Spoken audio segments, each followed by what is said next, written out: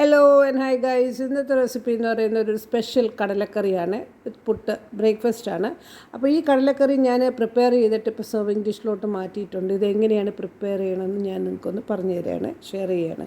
അപ്പോൾ ശരിക്കും ഒരു കപ്പ് കടല, കുറച്ച് ഉള്ളി, ഒരു ചെറിയ ടൊമാറ്റോ ഇട്ട് ഞാൻ കുക്കറിൽ 3-4 വിസിൽ കഴിഞ്ഞ് മാറ്റി ഇപ്പോൾ ഞാൻ പാനിലോട്ടാക്കിയിരിക്കുകയാണ്.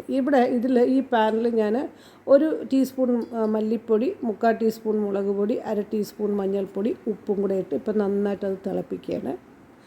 ഇനി ഇതിൻ്റെ കൂട്ടാണ് നമുക്ക് അരച്ചെടുക്കേണ്ടത്. ഇതിൽ നിങ്ങൾക്ക് കാണാം തേങ്ങ, പട്ട, 1 ഗ്രാമ്പൂ, ഇച്ചിരി പെരിഞ്ചീരകം, കുരുമുളക്, വെളുത്തുള്ളി, കുറച്ചുള്ളി, ഒരു ചെറിയ ഉള്ളി, പിന്നെ ഇഞ്ചി, ഇതെല്ലാം കൂടെ അരച്ച് മിക്സിയിൽ നന്നായിട്ട് അരച്ച് ചേർത്തതാണ് ഈ തിളച്ച കടലക്കറിയിലോട്ട് നമ്മളിപ്പോൾ ഒഴിച്ചത്.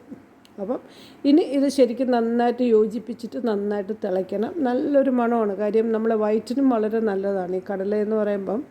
ചിലപ്പോൾ ഗ്യാസൊക്കെ ഉണ്ട്, ഇതിപ്പോൾ കുരുമുളകുണ്ട്, വെളുത്തുള്ളിയുണ്ട്, ഇതെല്ലാം നല്ലതാണ് നമുക്ക് ഈ കറിക്ക്. നല്ലൊരു സ്പെഷ്യൽ ഫ്ലേവറാണ്.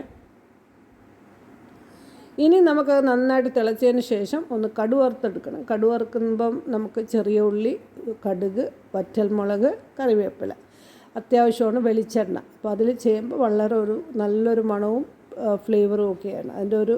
അതിൻ്റേതായിട്ടുള്ളൊരു ഫ്ലേവറുണ്ട് നമ്മളങ്ങനെ ചെയ്തെടുക്കുമ്പോൾ. അപ്പം ഇതിപ്പോൾ നമ്മൾ കടുവറുത്ത് ഇതിലോട്ട് ഒഴിക്കാൻ പോവുകയാണ്. ഇത്രയേ ഉള്ളൂ. ഇത് അത്ര എളുപ്പമൊന്നും നമുക്ക് ചെയ്തെടുക്കാൻ പറ്റുന്നതാണ്. പക്ഷേ ഇതിൻ്റെ കൂട്ടാണ് വളരെ ഡിഫറെൻ്റ് ആയിട്ടുള്ളതും ആ ഒരു ടേസ്റ്റിൻ്റെ ഡിഫറൻസ് നമ്മൾ അറിയുന്നത് ആ കൂട്ടുകൊണ്ട് മാത്രമാണ്. അപ്പം അത് നിങ്ങൾ ചെയ്ത് നോക്കണം. അല്ലാതെ നമ്മൾ ശരിക്കും കടലക്കറി വയ്ക്കും പോലെ നമ്മൾ ഈ കുരുമുളകും ഇതൊന്നും ഇല്ലാതെ വയ്ക്കുമ്പോൾ അതിൻ്റെ ഒരു ടേസ്റ്റ് വേറെയാണ്. അപ്പോൾ ഇങ്ങനെ ചെയ്യുമ്പോൾ ഇതിൻ്റെ ഒരു ഡിഫറെൻറ്റ് ടേസ്റ്റാണ്. ഇപ്പം ഞാൻ സെർവിങ് ഡിഷിലോട്ട് മാറ്റിയിട്ടുണ്ട്. പുട്ടും കടലക്കറിയും നല്ലൊരു ഹെവി ബ്രേക്ക്ഫാസ്റ്റാണ് അല്ലേ.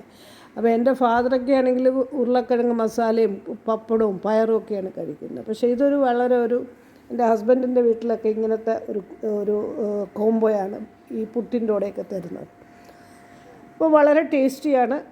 ഞാനിപ്പോൾ പുട്ട് ഉണ്ടാക്കിക്കൊണ്ടിരിക്കുകയാണ്. അപ്പോൾ ഇത് രണ്ടും കുട്ടികൾക്കൊക്കെ നിങ്ങൾ ചെയ്ത് കൊടുക്കണം. ചെയ്യാത്ത ആൾക്കാർ ഈ ഒരു രീതി ട്രൈ ചെയ്ത് നോക്കണമെന്നാണ് എനിക്ക് പറയാനുള്ളത്. അപ്പോൾ വീഡിയോസൊക്കെ കാണണം, സപ്പോർട്ട് ചെയ്യണം. സബ്സ്ക്രൈബ് ചെയ്യാത്തവർ സബ്സ്ക്രൈബ് ചെയ്യണം. Thanks for watching. ബൈ.